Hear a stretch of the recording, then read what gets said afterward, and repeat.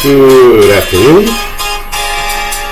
and welcome to another illuminating version of Diatribes from the voice of Doom. Now here's your illustrative and ill-conceived host, voice of Doom.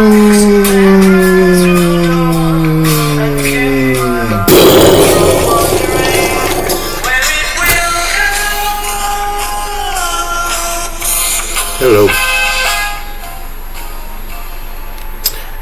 Thought I'd play an old song from the 60s.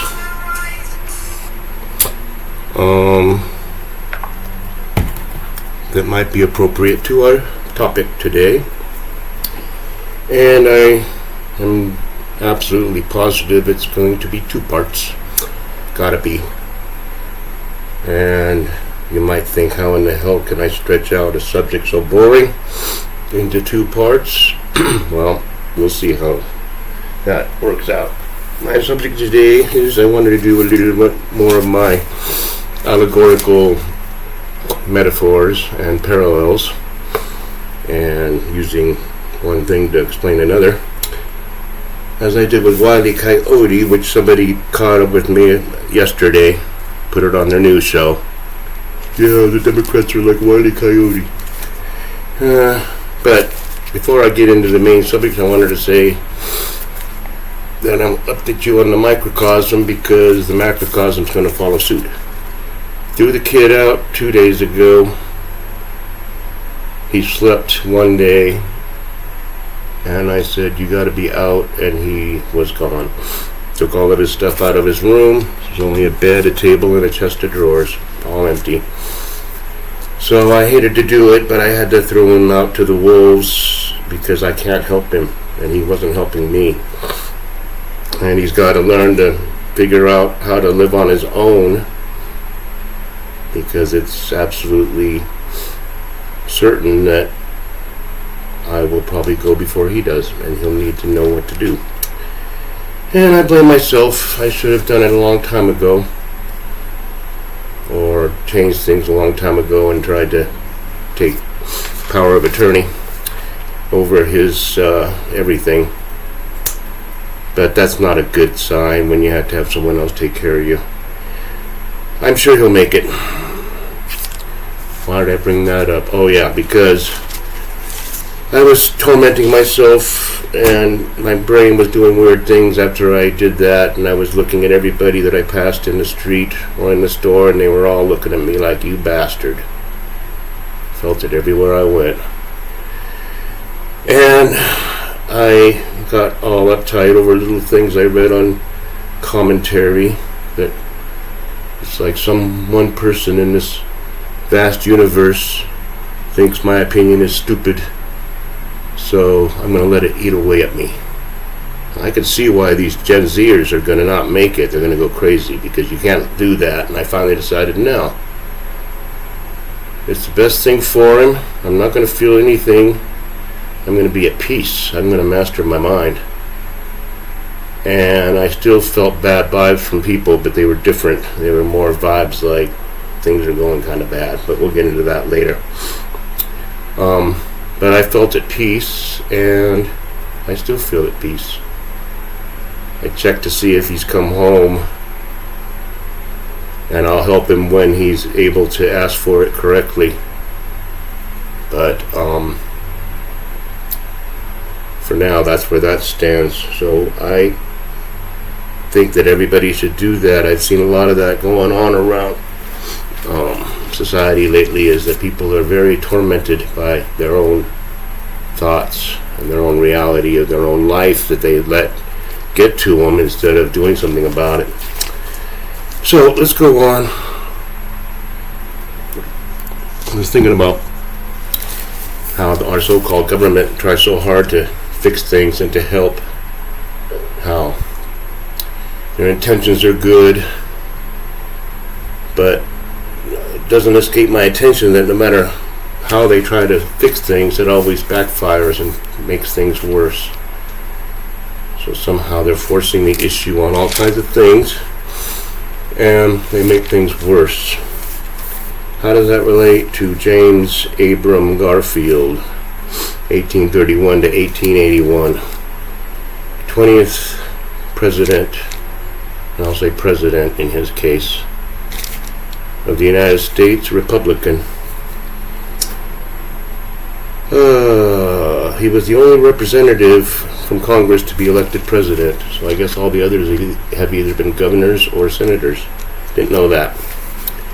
Staunch abolitionist, staunch advocate of black suffrage, born in a log cabin. He was anti-secession before the war. He became a major general in the Union Army. He was a skilled orator. He believed in the gold standard. He was pro-civil rights. Now, there were factions back in the 1880s, and it was during the Gilded Age, so there was mucho corruption everywhere because the big tycoons were starting to realize how they could milk the country dry. And there was corruption everywhere, and it touched a lot of presidents. It touched Garfield. He was caught up in a $300 scandal. That's how much they said he took illegally. But we won't go into the weeds with that because this is all too interesting to even bother with that. But I will say there were radical Republicans. Radical Republicans, they were called stalwarts. During the Reconstruction, they pushed for Reconstruction. They pushed for the 14th Amendment, and they were rabid anti-slavery, and they were rabid about getting the people of color incorporated in the United States and not have any problem with that. Okay.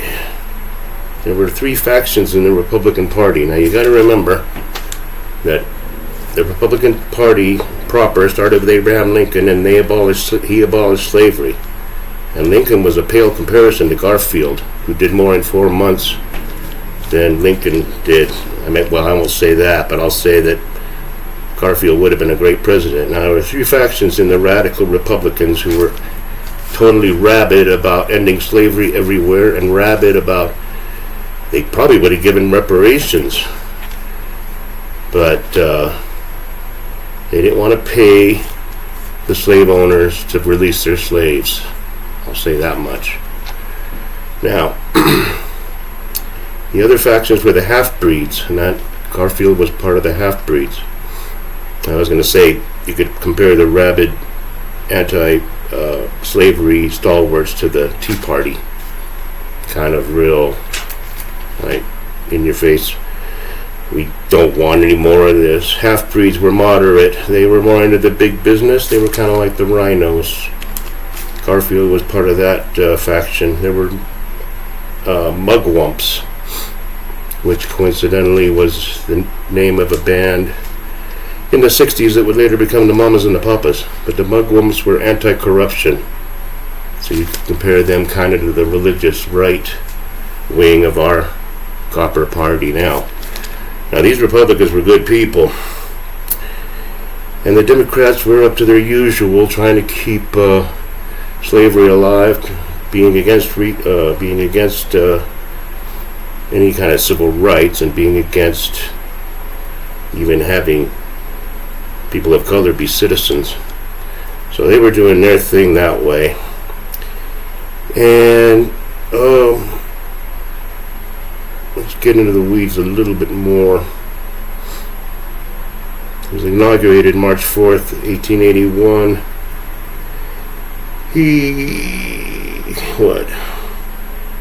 He named Stanley Matthews to the Supreme Court, but he wasn't initially confirmed during the Hayes administration because he had defended a former slave owner. So there was white backlash even back then.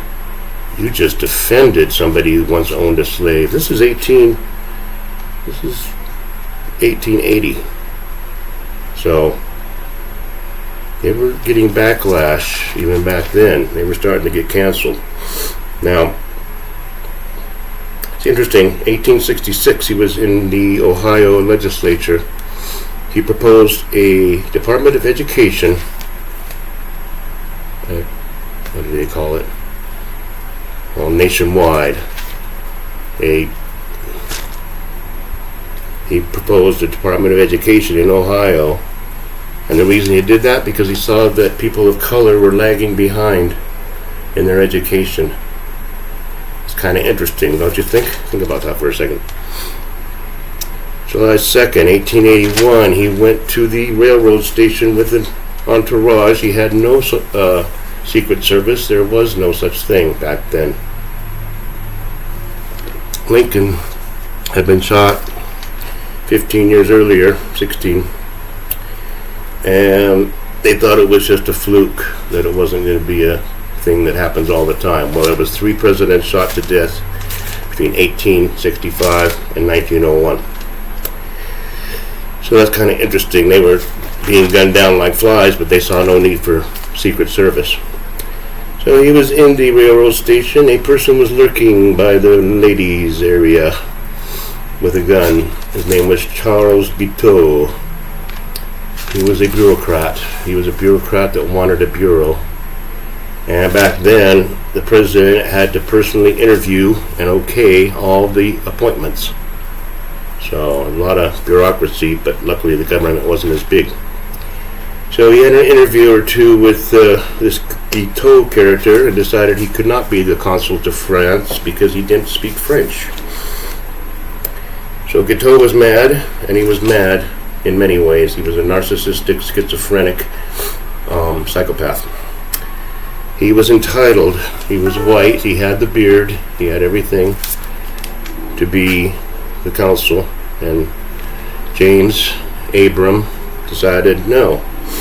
Went to the train station, and a guy shot him in the back and grazed his arm with another shot. He was shot twice. He was taken probably back to the White House or whatever, hospital. And the doctors proceeded to help him. And they helped him, they did. The doctor's name was Dr. Willard Bliss. He was the equivalent to Dr. Faustus. He was arrogant, he wanted to be in charge, and he didn't want anybody to do anything without him giving the okay, because he wanted credit. He started by his therapy by telling Garfield that he had a 1 in 100 chance of surviving. 1 in 100. That's what you want to hear from your doctor. Now, the bullet was lodged somewhere in his back, and it might have gone through a vital organ or grazed a vital organ. They had no idea. They started probing. They started trying to fix things. They probed with their fingers without washing their hands, because they were just starting to learn about sepsis and infection, but they hadn't really gotten it down yet. It was still being studied by the FDA. But they were sticking their fingers in. They stuck a bunch of instruments into his back to try to find the bullet, because they figured if they find the bullet, they can save him. So they made a big, huge hole in his back with all these instruments, and one instrument got caught in one of his broken ribs, and they had to yank it out forcibly. No anesthesia either. He had to go through a bunch of surgeries with no anesthesia, and they only made things worse. And worse and worse. He lost about 80 pounds. He finally wrote near the end, Strangulatus pro Republica, Latin for tortured for the Republic.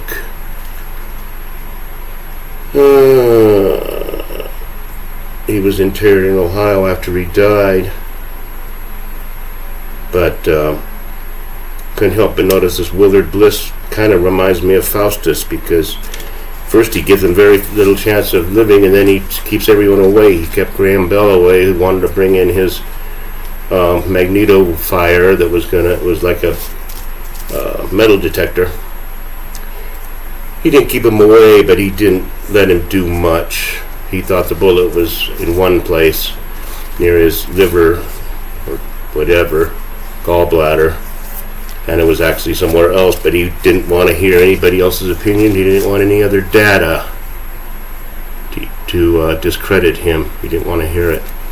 So you see why it's going to be 2 parts, because I have only started, because I can't just do this and leave you hanging about why Garfield is a representative. So I'm going to do another one. I'm going to leave it there, have a few sips of this, and I'm going to go right into the second one, because I planned this whole thing. So that's that. See you in a few.